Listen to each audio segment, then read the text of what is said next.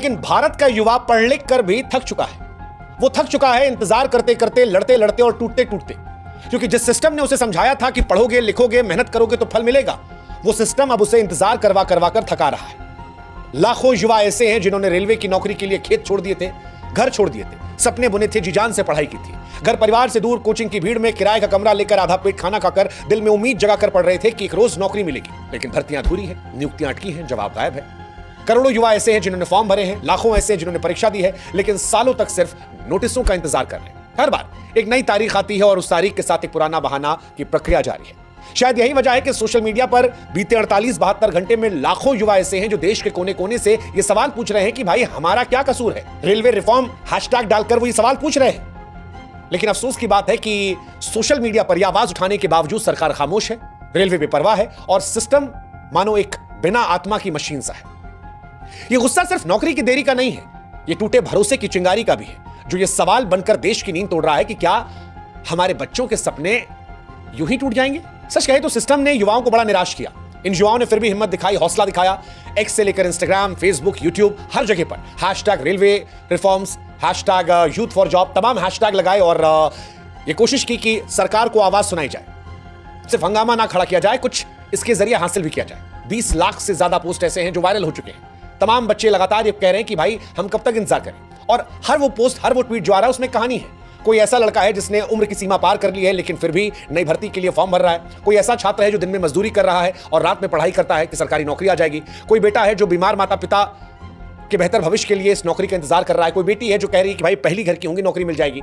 Social media को फिलहाल इन तमाम लोगों ने डिजिटल अदालत बना रखा है। युवा अपनी कहानियां साझा कर रहे हैं, जवाब मांग रहे हैं, लेकिन दिक्कत यह है कि ये सब कुछ देखने के बाद भी सिस्टम खामोश है और ये चुप्पी अब बर्दाश्त के बाहर है। सोशल मीडिया ने इन युवाओं को एकजुट तो किया है, छोटे गांवों से लेकर बड़े शहरों तक आवाजें उठी हैं, लेकिन दिक्कत यह है कि सिस्टम इनको देख नहीं रहा। ये छात्र बार बार कह रहे हैं कि ये इंकलाब सिर्फ रेलवे भर्ती का नहीं है, ये उस सिस्टम के खिलाफ है जो युवाओं के सपनों को नजरअंदाज करता है। 5 मांग इन्होंने मांगी। पहली मांग है कि समयबद्ध नियुक्ति की जाए, हर भर्ती प्रक्रिया जो है उसकी स्पष्ट टाइमलाइन हो, परीक्षा, रिजल्ट, डॉक्यूमेंट वेरिफिकेशन और नियुक्ति सब कुछ तय समय पूरा हो। मतलब ये बड़ी समस्या है। उदाहरण के तौर पर आरआरबी एनटीपीसी 2019 की परीक्षा के रिजल्ट में 4 साल से अधिक वक्त लगा। दूसरी मांग इनकी है कि लंबित भर्तियों पर तुरंत कार्रवाई की जाए। ग्रुप डी, आरआरबी, एनटीपीसी तमाम भर्ती प्रक्रिया सालों से अधूरी है। इनके रिजल्ट और नियुक्तियां तुरंत घोषित हो। युवाओं को जानने का हक है कि उनकी मेहनत का नतीजा कब कैसे मिलेगा।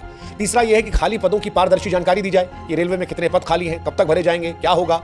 इनकी नियमित और पारदर्शी जानकारी सार्वजनिक हो, ऑनलाइन पोर्टल हो जहां पर सारी चीजों की डिटेल दी जाए। चौथी मांग इनकी है कि जो प्रक्रिया हो वो पारदर्शी हो, जवाबदेही तय हो, मतलब एडमिट कार्ड से लेकर परीक्षा, रिजल्ट, ज्वाइनिंग सब कुछ ओपन हो। अगर कोई गड़बड़ी हो तो उसकी जिम्मेदारी तय हो और जवाब भी सही समय पर मिले। और पांचवी एक इंपॉर्टेंट मांग है कि सिस्टम की देरी की वजह से जो युवा उम्र पार कर चुके हैं उनकी गलती नहीं है, सिस्टम की नाकामी की वजह से। ऐसे में उन लड़कों को अधिकतम आयु सीमा में छूट दी जाए ताकि जो मेहनत कर रहे हैं उनका हक न छूटे।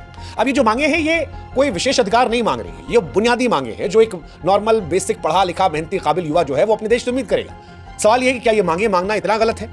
कायदे से अगर देखा जाए तो ये सिस्टम सरकारों की जिम्मेदारी होनी चाहिए कि उन्हें ये मांगे अपने आप सोचनी चाहिए, अपने आप इसको रख देना चाहिए। और इसीलिए कुछ सवाल है जो युवाओं के मन में है तूफान की तरह, और अब ये पूरे प्रशासनिक तंत्र रेलवे की नीतियों पर सवाल उठाते हैं कि भाई साहब लाखों पद खाली है फिर भी भर्ती क्यों रुकी है।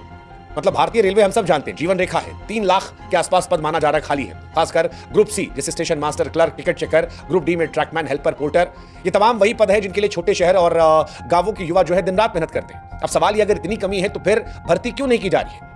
क्या यह सिर्फ प्रशासनिक लापरवाही है? इसके पीछे कोई गहरी नीतिगत चुप्पी है? दूसरा, परीक्षा अगर हो जाती तो रिजल्ट में देर क्यों होती है? यह बड़ा एक इंपॉर्टेंट सवाल है और जायज सवाल है। प्रक्रिया बार बार अधूरी क्यों होती है? हर बार कोई अड़चन सामने आती है, कभी कोर्ट केस, कभी कोई गड़बड़ी, कभी गलत रिजल्ट, कभी सर्वर डाउन। हर बार एक बहाना क्यों आता है? क्या यह सिस्टम की अक्षमता है या जानबूझकर प्रक्रिया खींचाता है? चौथा, अगर यह सब होता है तो जवाबदेही तो किसी की होगी ना। सरकार चुप है, रेलवे बोर्ड लापरवाह है, सिस्टम तो ऐसी मशीन बना है, ना संवेदना है, ना जवाबदेही। और अगर यह सब लापरवाह है तो इन बच्चों का क्या? जो युवा अपने परिवार की पहली पीढ़ी के पढ़े लिखे सदस्य हैं, गांव से निकलकर संघर्ष कर रहे हैं, दिन रात मेहनत की, जवानी खपा दी, उनके सपनों का क्या?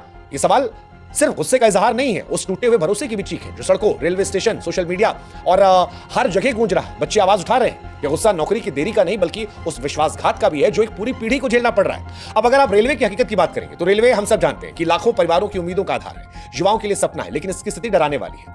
यह माना जा रहा है कि लाखों पद खाली है, जैसा कि हमने कहा ग्रुप सी और ग्रुप डी में तो बहुत खाली है। और इन खाली पदों का असर यह है कि रेलवे की सेवा जो है उसमें भी परेशानी होती है, जैसे ट्रेन लेट लतीफ होती है, स्टेशन पर अव्यवस्था दिखती है, जो कर्मचारी काम कर रहे हैं उन पर अतिरिक्त दबाव है, हादसे बढ़ रहे हैं। तो यह माना जा रहा है कि जो सारी चीजें हैं ये इनकी वजह उन कर्मचारियों कमी, सिस्टम की लापरवाही है। अगर इन पदों पर भर्ती हो जाए तो रेलवे भी